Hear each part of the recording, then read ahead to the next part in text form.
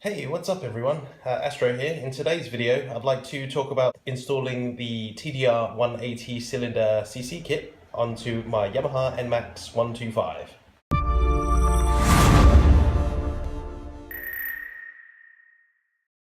Alright, so thanks a lot for checking out this video. First of all, I'd go straight off the bat by saying this isn't an installation video. It is literally just me discussing about the work I've done on my Yamaha Nmax, which started life off as a 125. Progressively, I upgraded it to 155 cc's, I believe it was, and now it's sitting at 180 cc's.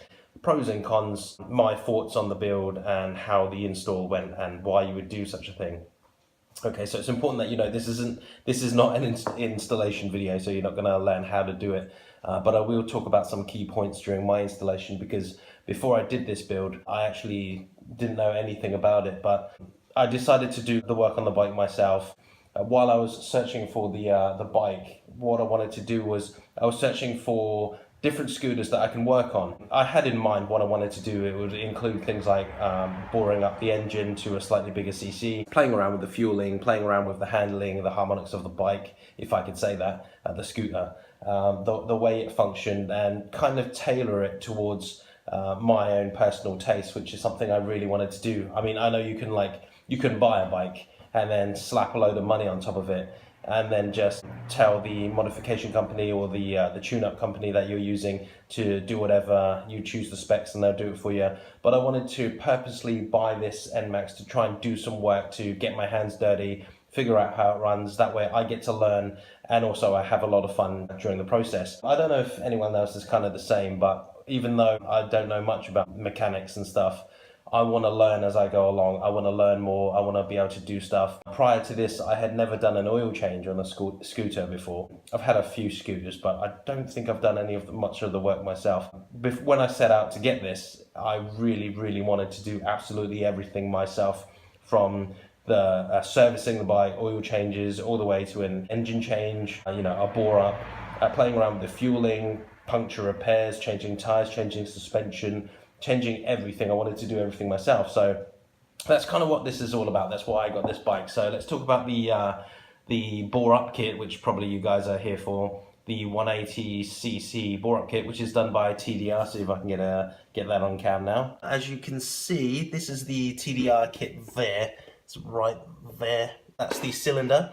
It's 180cc's. So coming from the original bike, which was 125cc to 155, coming from a Yamaha Nmax 155 cylinder I put in there with the piston, and then I went straight up to 180cc. Now, the key differences between this cylinder is made by TDR. It's a company in Asia. This is a racing cylinder. Has a coating on the outside which helps it cool off more, and has a load of tweaks to it, as opposed to the original Yamaha Nmax cylinders, which is just made from a box standard, very basic material that just takes you up in cc's and nothing special or fancy, no bells and whistles about that. I did go for this kit because it was nice and cheap, and it takes you up to 180cc's. The one thing you need to know is, once you've installed this, it's best to play around with your fueling.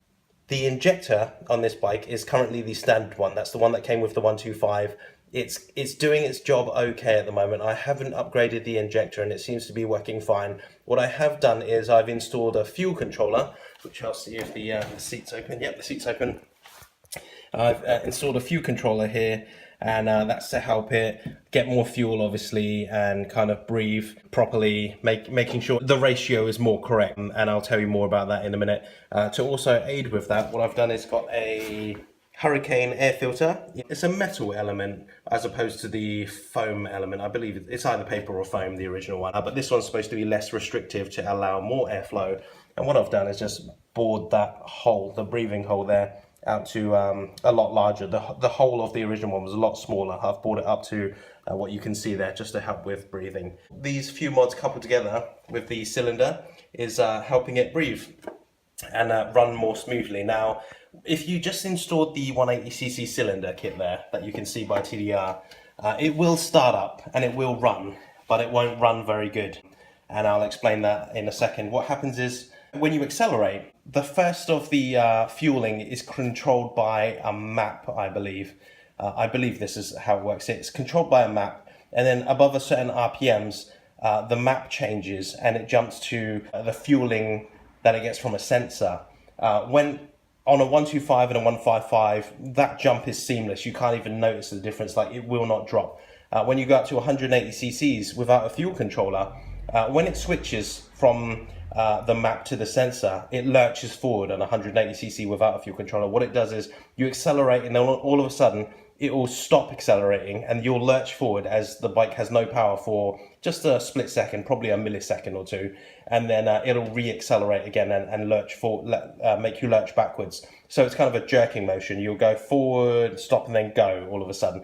And that's a changeover from the fueling devices, I believe. To counteract that, I installed this fuel controller. If you're wondering about what fuel controller this is, check out my channel. There's a video I've done on that and a video review and an installation guide on it.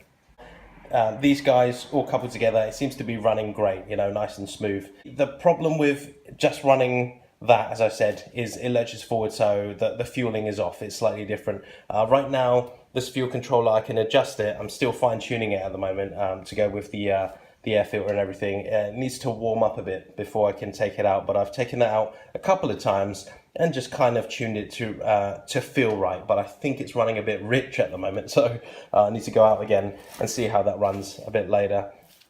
Now I'm going to talk about why you would do this thing, why you would install or bore up your engine to be a slightly bigger cc. Everyone knows why. If you're watching this video, I'm pretty sure you'd know why, but I've got to include this part just in case there's someone out there, maybe you're really young, you've just hit the age that you're allowed to ride a scooter or whatever, and you want to learn about this, or you're planning to do this in the future. You want to know why you would do such a thing, so bear with me. You already know this information, but for those few that don't, the reason you would bore an engine up, this started off as, let's say, came from the factory as a 125. So the size of the engine, okay, or how much fuel it can use, I guess. In a sense, how big the engine is. That's a very basic term of what this means. Boring the engine up to, say, what I've done here is 180cc. What you're doing is you are, in a sense, increasing the size of the engine. Now, if you don't know about engines, you'd probably think, why don't you just tweak things to make it quicker? And the baseline is, there's nothing better you can do than increasing the good old size of the engine. Okay, so let's say there are stuff, but like for this sake, it's a scooter. The best thing you can do to increase what we go for is speed, acceleration speed, okay, is increasing the bore of the engine. You're thinking, oh, okay, so it increases speed. What kind of speed will you get out of it? For this matter, what boring up the engine would do is increase your acceleration. There's a couple of more things you could do. I have changed the weights from, I believe the original Nmax weights were 13 grams, and I've changed them to Dr. Pulley weights, and they are 11 grams each. And that does help a little bit with the acceleration. It changes the way it accelerates, but I don't think it increases top speed. I may be wrong on that, because I don't really go for top speed. I mean, it's a scooter, and it would be pretty bad for it always hitting top speed, although I will do it eventually. But more of my concern is acceleration. I'm going for trying to hit a higher speed in a much shorter time, so that's why I did this. Some countries allow this, some don't. For legality issues, make sure your country allows you to do it, and once you've done it, inform the correct authority that you need to, just so that you stay legal. Okay, I've got to include that piece of information in this video, sorry. That's basically it. That's what you'd want to do it for. It's for a bit more speed. Okay, so you could be talking like, say, let's say there's a 50cc 4-stroke motor and it's racing against 125, a 4-stroke motor. Obviously the 125 is going to be faster in acceleration because it has a bigger displacement. So that's basically what you would do.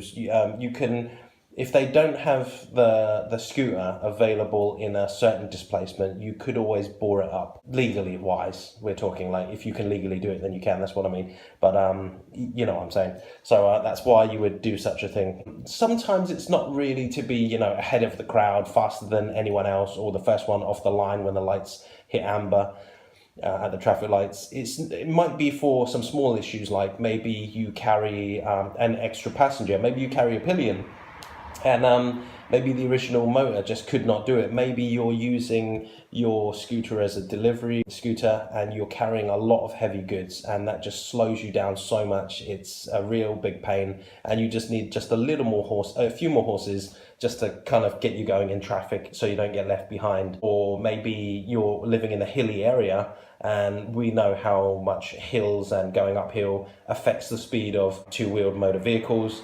Obviously, increasing your horsepower or increasing the displacement of the engine slightly, it will help with that. Whatever the reason is that you need it for, there are many different reasons for different people why they bore up their engine, okay? I'm now going to talk about some of the issues that I faced, some of the biggest problems. There weren't many, it was pretty straightforward install. But I'm going to talk about some of the biggest issues that I had when I was installing this. Bearing in mind, I've never worked on this engine before. I've never taken it apart, and but I wanted to get my hands dirty, so I had to do it. It was just something I really wanted to do, so I did it. And now the first issue I had when I was taking apart the engine, actually during the build, when I was putting it back together, there's the chain sprocket. And that's like a timing sprocket. Now, there's different things you have to time together on this. If you're thinking about doing the work yourself, you're thinking about, I want to bore up my Nmax myself, this video may help me. This video isn't going to help you as much as a video that TDR themselves have done. It's on YouTube. Just search it up. Just search for Yamaha Nmax 180cc and you'll find it. And they literally, in the space of a few minutes, tell you how, without words, just pointing and video documenting what they do to install their cylinder kits.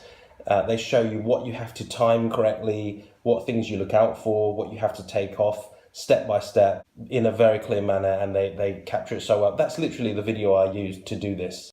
They capture it so well. You can literally do it from that video. The one thing that you need to know is whenever they show something, the timing, there's like a part that you have to time correctly. There's a timing mark on it that you have to turn, and it has to face a particular direction. I believe it was 11 o'clock the timer on the other side had to face, and that's because you have to time your piston to be at top dead center, which means when the piston goes up and hits the peak, the maximum, and you have to also time there's a sprocket there, you have to time that correctly. Now, I did have a chat with a mechanic from the garage that I bought the bike. I'm not going to mention any names just in case, but the garage really helped me. The mechanic basically was talking to me, and then I said, I'm going to be doing the work tonight. Is there anything I need to look out for? And he said, that sprocket needs to be timed perfectly, as in each tooth needs to be perfectly timed with the top dead center of the piston. It could be one tooth off and you'd be losing power. Not crazy power, like it's not like, oh, if you time it correctly you have 15 horses, and if it's one tooth off it'll be only 7. It's not like that. It's not optimum is what he was trying to say, or that's what I could gather from him anyway. I said to him, if I mess this up, can I like get someone to pick it up or get you guys to pick it up? And he said, well, we don't really deal with aftermarket kits or cylinder bore-up kits like that. I could have a look for you, but it will be costly because it's going to take me a lot of time to diagnose and stuff. And he said, if you're confident, I'm pretty sure you can do it yourself. And I said, yeah, I should be able to do it myself. So that's what I went forward with. The timing of that sprocket is pretty crucial to the timing of everything else, okay? But that's pretty much the only thing I needed help with. Everything was pretty much straightforward. After the install though, once I'd reinstalled everything and refilled the bike up with the fluids, like the engine oil, and then the coolant that you get with it. One thing I need to tell you about the coolant, if you guys are in Asia, the coolant is one color, because when I was trying to buy the coolant for the Yamaha Nmax, the original coolant that came with it was green. And then I was trying to buy the Yamaha coolant for ages. I was trying to find it, and I just could not find it. And the reason being is that the Yamaha coolant that we get over here in the colder countries is orange. And that's because I believe the lime-colored coolant that Yamaha does is for a higher temperature, like it's for Asia, basically, for countries that never go sub-zero in temperature. So the bike does not need a coolant that goes that low. So they use the lime one, which is designed for a hotter climate, and then the ones that you find in a colder country, the Yamaha coolant is orange. Okay, so I installed the orange coolant in this Yamaha Nmax, and then started the bike up and then just waited for it to tick over and see if it would run, and it would kind of run, although the engine would start to overheat. And I had to look at the reason why. It's because the coolant hadn't gone round yet. And from experience, because it did the same thing when I installed the 155 cylinder kit, I went from 125 to 155, as I said. And this is what it does every time you reinstall and refill it up with fluids. The coolant doesn't go round properly yet. It needs time to kind of circulate. I'd say about a good 5 minutes of riding, but the engine light, overheat light, does come on for about a minute. But if you just keep riding, it turns off. And as the sensor senses that the engine has come to temperature, it tells the coolant pump to do its job, and then it starts pumping it around. And once it's circulated a couple of times, then it's fine. And then everything's working fine. So that was one of the things that worried me at first. But then I came to realize that, oh, that's kind of like, that's how it works. But once it's done that, the temperature light should never come on again. It should be working fine. That's just one of the things for you guys to note. And anyone that does a coolant change might have the same effect, you know, that maybe it will overheat for a couple of minutes and then it'll be fine. Okay, so that was some of the problems I had. Now there is just one thing that did bother me on the build. The engine light has come on. I'll show you that now very quickly. That's the engine light, okay? Now, normally what happens when the engine light comes on is a code should pop up. I do believe the code comes up here. You can search online. There's a host of codes and each code means a different thing. Normally it's a sensor, but it's not just a sensor. It could be a host of other things. When that light comes on, it's diagnosing itself. It's telling you, the user, the owner, or the guy that's doing the maintenance, that something's gone wrong, something's not quite right, okay? The problem I had is, after I installed the 155 kit, this was the very first installation of a bore-up kit I did many months ago, the light came on after the installation. Now, I don't know what that is, but we checked and no codes came up on the front, so it wasn't indicating anything wrong. We also checked most of the sensors. They seemed to be fine. We was plugging in spare sensors, and the spare sensors with the original sensors was all still throwing the code. So maybe the ECU needs to be flashed in some kind of way. But I did take it to two separate Yamaha dealers.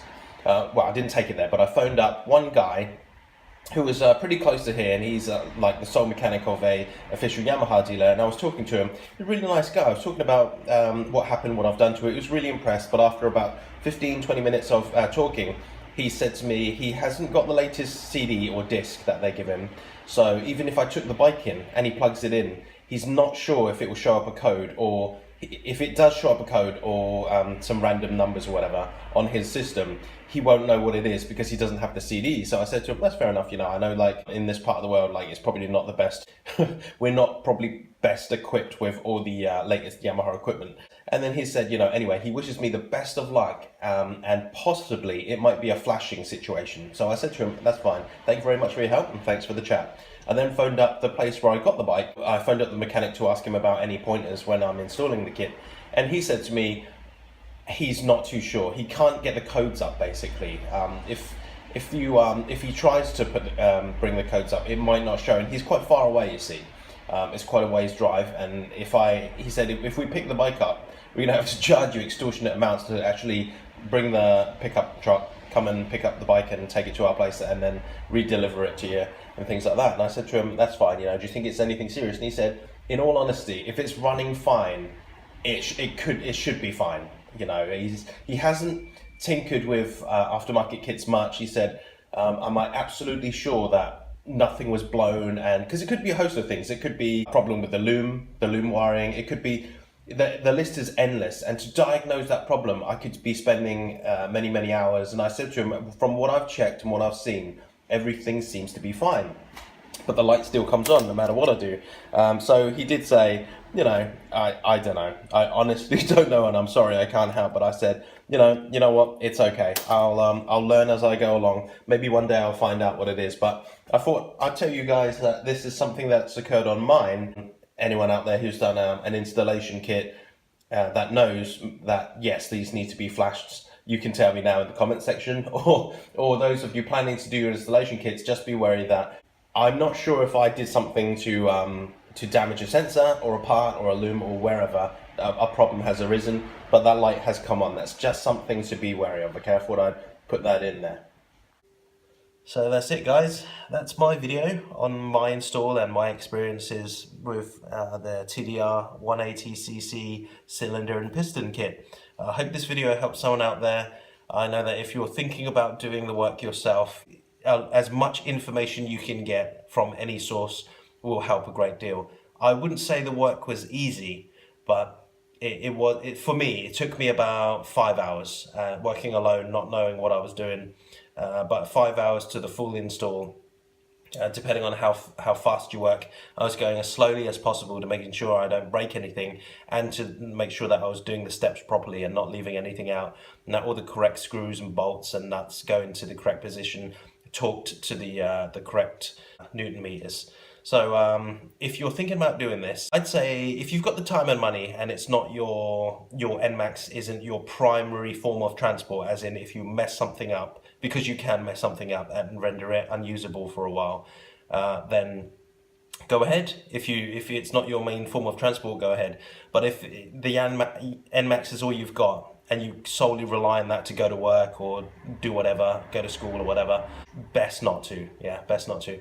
But the experience I gained and the knowledge I gained from doing everything myself was just valuable, to the point where you can't buy this kind of information. You really got to try and do it yourself.